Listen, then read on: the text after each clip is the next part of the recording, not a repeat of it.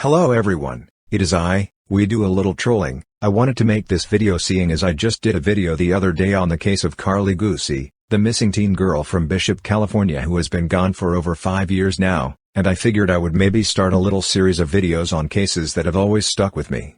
Today I want to go over the case of Elliot Rodger, or as some know him as the Supreme Gentleman, who carried out a chaotic killing spree in the town of Isla Vista, California back in 2014. Which ended with him self-deleting himself from this world.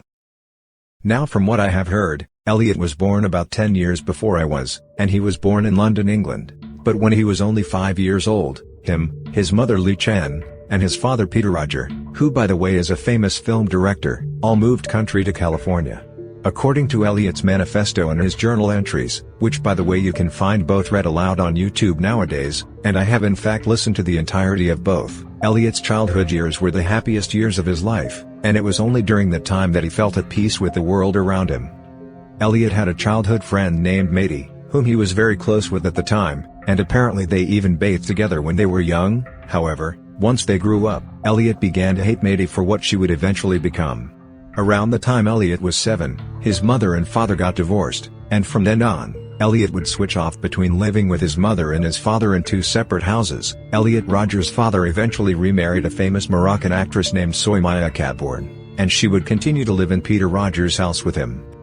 All while Elliot was still between the two parents, Elliot's relationship with his father and new stepmother became very negative to say the least, and lots of tension would grow between them. Elliot would always feel like his father was favoring his new wife over his own son, and he was always siding with her during a dispute. I also wanted to mention that Elliot also had a younger brother named Jazz whom he was very close with during the time that Jazz was growing up, and in one instance, Elliot claims he actually saved Jazz's life from almost drowning at a pool party. Which was very ironic as he would soon be known to end the lives of several others later on. And as Jazz continued to grow up, Elliot actually began to fear that Jazz would become a better-looking man than he was, and have a lot more success in life. It became blatantly clear as years went on that Elliot was someone who was quick to envy and jealousy, and when he would become jealous by witnessing someone with more success than him, he didn't take it well. When Elliot was 14, he witnessed a few people his age watching porn, and he says it was a traumatizing experience. However, he also found it arousing, and from then on, his sexual desire began to grow, and eventually grow out of control. Elliot ultimately ended up going through several high schools throughout his teenage years as he never seemed to fit in with the other kids there, and in some cases, he would get bullied and teased for having no sex life outside of school, and as time went on, he became an angrier person. Elliot also began to play World of Warcraft when it came out in 2005, which by the way I myself remember my parents playing on release day when I was only 5 years old, and he would spend pretty much all of his free time playing with his few friends at the time. But eventually, new players began to pick up the game and brag about their social success, which ultimately drove Elliot away from the game in the long run. When Elliot was 16, he watched a 12-year-old boy make out with a girl who was also 16 just like him, and it sent him into a manic rage. After this, Elliot would often begin to rage whenever he would see couples holding each other and kissing out about in public in general. In early 2011, when Elliot was soon to turn 19, he began to believe in the law of attraction, with the idea that if he imagines something good happening to him, it will somehow miraculously come true. But as time went on and nothing seemed to happen, he eventually abandoned the idea. Personally, I myself do believe that the law of attraction is real, but the way I believe it works is that when you imagine something good happening, you subconsciously seek motivation to take action and make it happen, and it will or will not happen from there. Anyway, in the fall of 2011, keep in mind that this was around the time that I was just starting middle school, Elliot moved to Santa Barbara, California because he believed he had a better chance of scoring with his dream girl, which was a hot blonde young woman. But things still didn't go his way. Elliot began to get into a number of verbal fights with his roommates, and his racist side even began to show when an African-American friend of his roommates claimed to have a hot blonde girlfriend, with Elliot saying, in quote, he was descended from slavery, as Elliot had also began to take on a white supremacy ideology by that point. There were also several incidents where Elliot would see beautiful couples walking around at his college, and he would sometimes splash hot coffee or orange juice all over them and then run away. But even after doing this, Elliot would still rage about how his petty assault meant nothing and that they would still go to have Shreks later anyway, and he would begin to cry. In January of 2012, Elliot and his friends went to the Getty Center Museum in LA, which I have been to many times myself, and I even go as far to say it is one of my favorite places to visit in California because of how beautiful the view is from the upper level balconies, and I was frankly tickled that Elliot himself went to visit there with his friends many years before I was there. Anyway, one of Elliot's friends bragged that some girls at the museum were checking him out, and this sent Elliot into a tearful rage yet again, and he spent the rest of the evening looking at the view on his own. In the spring semester of 2012, Elliot was with a new roommate named Spencer, whom he also had some resentment around.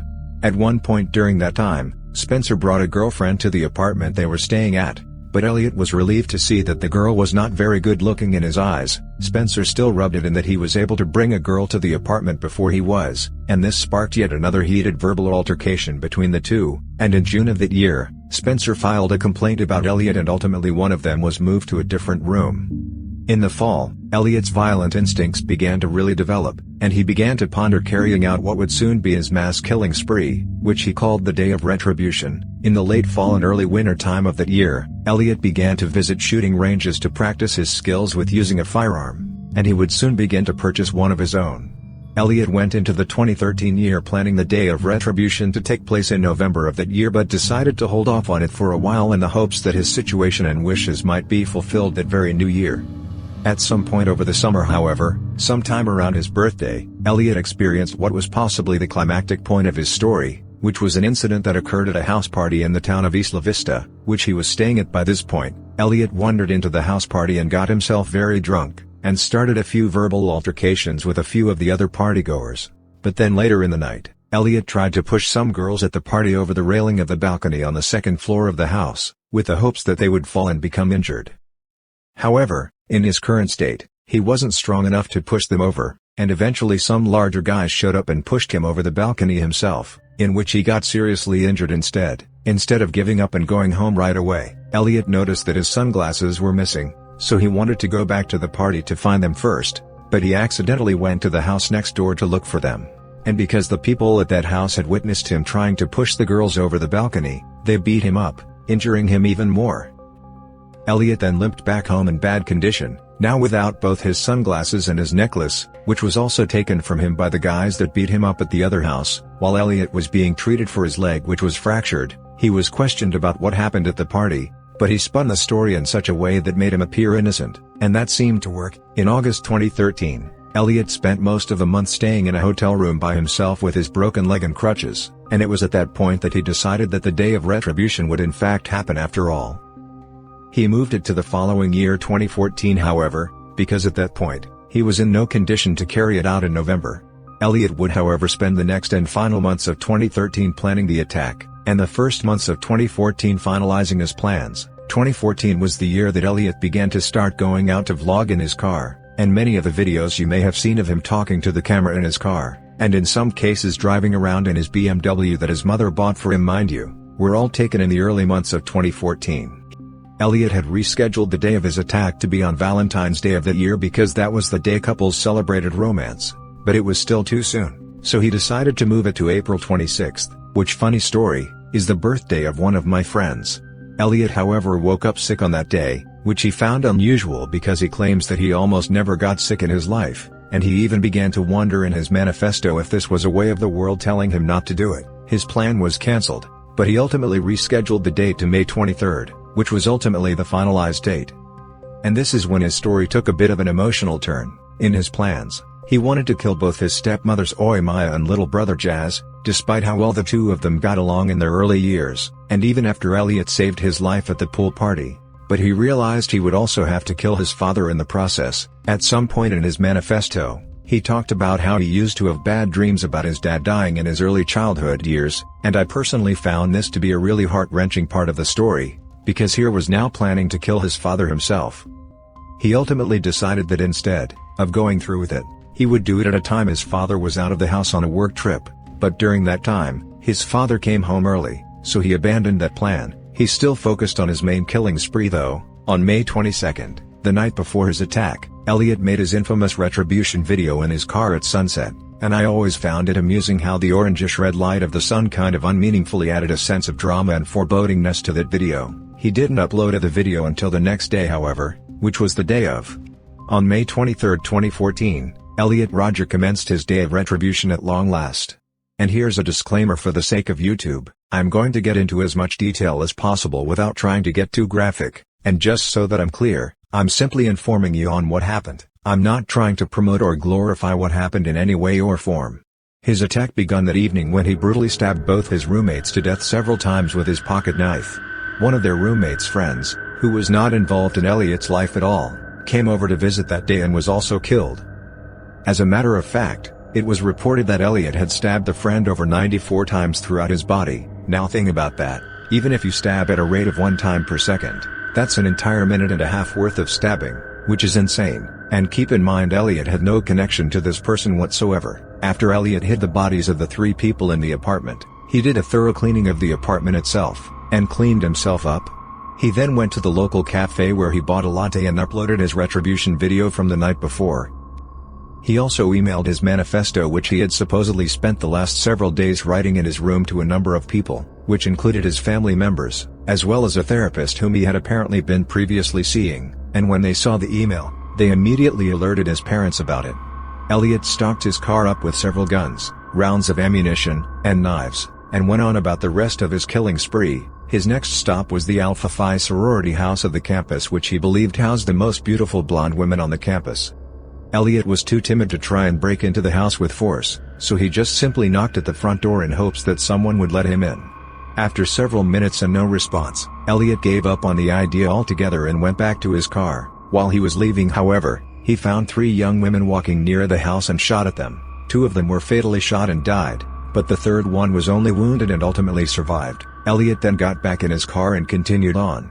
At this point, both Elliot's parents and the police were well on their way to try and subdue the attack. But Elliot still carried on a bit longer. He drove throughout the streets of Isla Vista, shooting at as many people as possible along the way. Many people elsewhere in the town who heard the gunshots actually mistook the sounds as fireworks and thought nothing of it. Elliot shot into a number of restaurants and stores and injured several people, but nobody was killed. Elliot did, however, shoot into a deli and managed to kill his 6th and final victim. At this point, the police had caught up to him, and they used their own force to try to stop Elliot by shooting at him. Elliot shot back, and it ultimately became a massive firefight on the street. Eventually one of the cops managed to shoot Elliot in the hip, but he clenched his teeth and continued on with the attack, still trying to shoot at as many people passing by as he went. Eventually, Elliot turned onto a side road where he intentionally drove into a cyclist and then crashed his BMW off onto the sidewalk. Now with his vehicle disabled and nowhere else to go, Elliot finally ended the attack by putting his gun to his temple and pulling the trigger. And from that moment on, Elliot's existence in this world was no more. Police eventually caught up to his car and discovered his body in the driver's seat.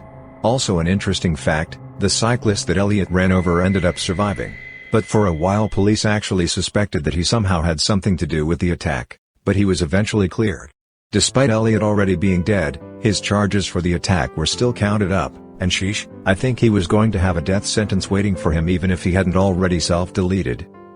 Now this is a case that has always interested me since I really dove into it last year, and honestly I think part of the reason is because when I was younger, I actually saw a little bit of Elliot inside me. When I was a teenager, I also had some jealousy issues, especially when it came to seeing couples at my high school, because I didn't really have any real girlfriends in high school, and it used to make me a little mad myself. Keep in mind though that I never had any violent tendencies or desires to kill others over it, and nowadays, I'm in a much better and much improved position in life.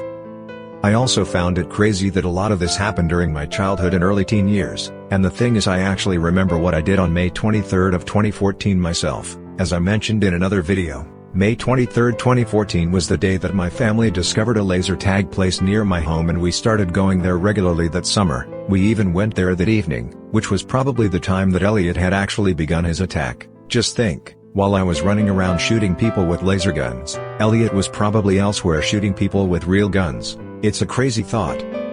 Also, we are now in the year 2024, which I have said is just 2014 10 years later, and this year, May 23rd, will in fact be the 10-year anniversary of Elliot's attack and death, and also funny enough, it is also the date that the fake reflection triage incident will happen. It's crazy how it all kind of worked out like that. It was probably at this time 10 years ago in 2014 as opposite to 2024 that Elliot was planning his attack and preparing for the date. The last thing I want to say about this case is that, sometimes, I honestly wish Elliot was actually still alive to this day, and no, it's not because I think he deserves to live after what he has done. But honestly, I wish he was still alive because I really want to know what kind of person he would be nowadays. Just think about it. If Elliot was in fact still alive today this year, he would be 33 years old now, meaning he would be a much more grown and mature adult than he was when he was last alive. Just imagine what a 33-year-old Elliot Rodger would be like. Would he be more chill? Would he be more successful? What would he even look like now? From the way he looked when he was alive, he always looked very young to me and had a baby face. Would a 33-year-old Elliot Rodger look any older? Unfortunately, we will never find out now because he is in fact dead. Another thing I think about is the fact that we just had a pandemic come through the US a few years ago. How would Elliot have been during the pandemic?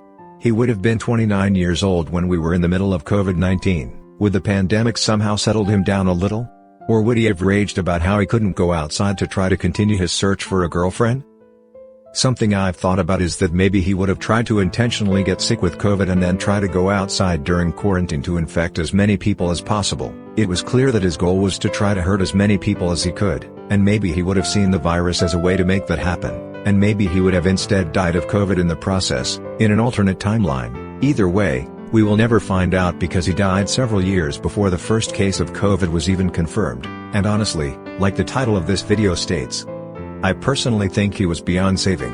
He was so far gone that even if he hadn't carried out the Day of Retribution in May of 2014, he probably just would have carried out the attack later in the year or the next year, or he would have done something just as bad like gone to shoot up a public place full of people. He was already at a point in his life of no return. I also wanted to finally point out how his story and actions have actually encouraged a number of other young people like him to follow in his footsteps and try his strategy. Just 1 year later in 2015.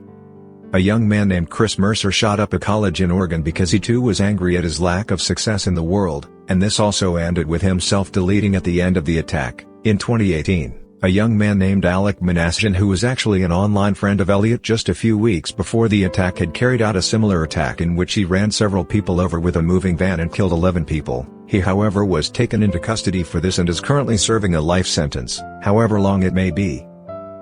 And yeah, that's all the information I have on Elliot Rodger. I find it crazy that I myself have now lived to be older than he ever has, and I can't believe we are coming up on the 10-year anniversary of his attack. I hope that nobody is planning to do anything more like this anytime soon or at all. I hope all of you guys stay safe and continue to be grateful for the small things you have in life and not turn angry like Elliot did. So that's about all I have for now. Thanks for watching. This is We Do a Little Trolling. Peace out.